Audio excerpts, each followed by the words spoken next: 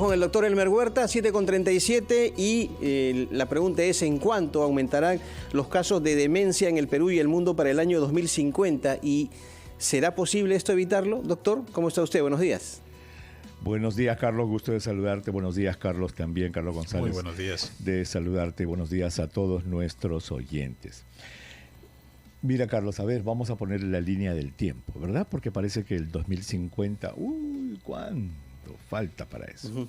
Bueno, estamos a la misma distancia del 2050 que del 1994, que estoy seguro que muchísima gente recuerda en 1994 hace poco, ¿verdad?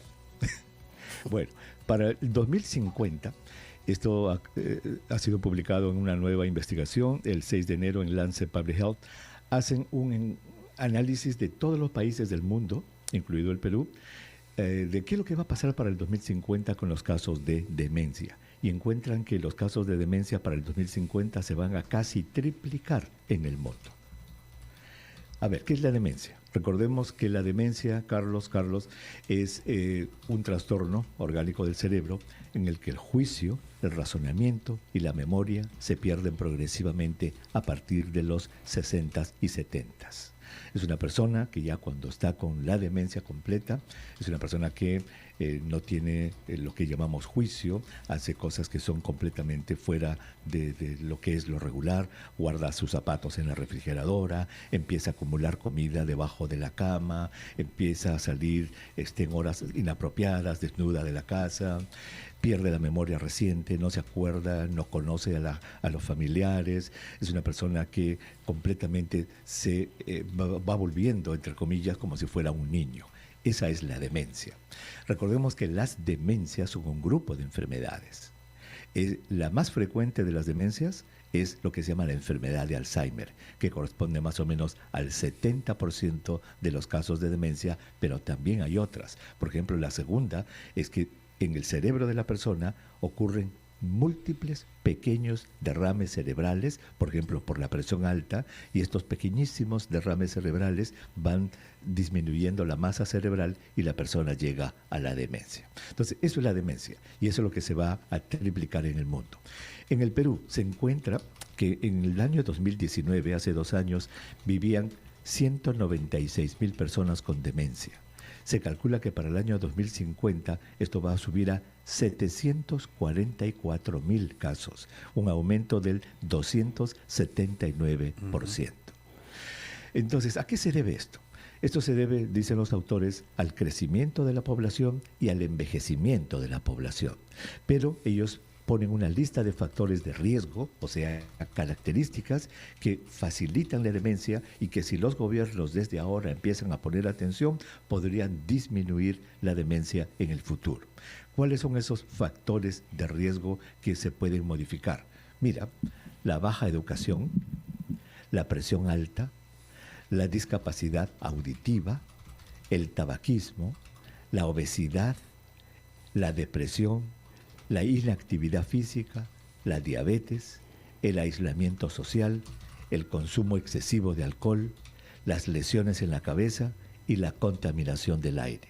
Entonces, los autores dicen, los países que más empiecen a planificar en disminuir estos factores de riesgo, pues más éxito podrían tener para que no lleguen a las cifras que se están proyectando de casos de demencia en sus países. Por la lista que acabamos de leer, Carlos, pues es una lista que tranquilamente el Ministerio de Salud, las autoridades deben estar ya trabajando, obviamente, o reforzando lo que ya están haciendo en presión arterial, en diabetes, en actividad física, etcétera. Así es que yo creo que es muy importante entender que estamos en camino a duplicar prácticamente, triplicar prácticamente los casos de demencia en el Perú de aquí hasta el año 2050. Doctor, usted mencionó que en su gran mayoría los casos de demencia se presentaban en ya personas a partir de los 60, 70 años. Pero ¿qué porcentaje hay de estos casos en personas de menor edad que ese, no? Son las excepciones, Carlos. Ocurren, pero por ejemplo, un caso de demencia en una persona de 40 y tantos, 50 y tantos, es algo excepcional. Se puede ver, pero es algo muy raro. El grueso de los casos, más del 90% de los casos están en las personas mayores de 65 años. Ahora, doctor Huerta, usted mencionaba como factores de riesgo la obesidad, inactividad física, alcohol, aislamiento, depresión, que no necesariamente tienen que ver con el tema de la salud mental. Esto implica que se deberían articular esfuerzos y articular una planificación y una estrategia entre diferentes áreas del sector salud para poder tener resultados que no nos lleven a una situación tan grave del problema de la demencia de acá al 2050. Mira, Carlos, qué buena observación que haces, y quizás omití aclarar esto. La demencia no es un problema de salud mental. Y acá que tu aclaración me permite decirle a nuestros oyentes que los problemas que tenemos en el cerebro son de dos tipos, dos grandes tipos. Los problemas de la salud mental pueden ser químicos, por ejemplo, los factores, los famosos neurotransmisores que ocasionan ansiedad, depresión, fobias, etcétera. Pero los trastornos, el segundo, son los trastornos orgánicos, es decir, que están en la estructura del cerebro. Pueden ocasionar síntomas parecidos a los de simplemente salud mental, simplemente con respeto lo digo, pero que son orgánicos. Entonces, mira, la hipertensión, la diabetes, la inactividad física, la gordura, lo que hacen, Carlos, es que modifican el cerebro, producen derrames cerebrales, producen que se depositen elementos que se llaman los amiloides que van a dañar el cerebro. Entonces la demencia, Carlos, no es un trastorno de la salud mental del tipo de depresión, ansiedad, fobia, etcétera, sino es un trastorno orgánico, es una enfermedad cerebral. Así es.